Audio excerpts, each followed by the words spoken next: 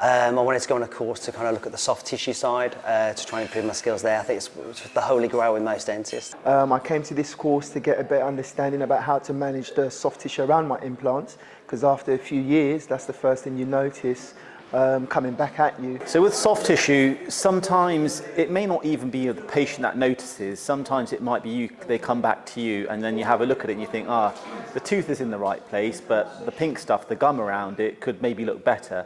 And what I've really enjoyed is a practical component.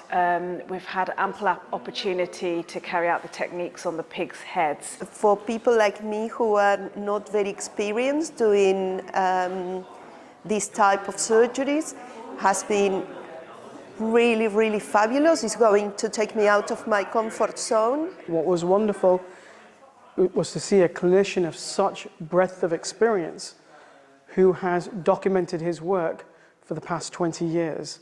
And I'm the sort of person that if my work's seen anywhere, I want someone to say, that's good work. So that's why I think soft tissue aesthetics are really important for implants. Been on a few other courses and I feel that the practical aspect's been glossed over and you don't have as much opportunity to carry out the techniques and get confident. It's been a fantastic day.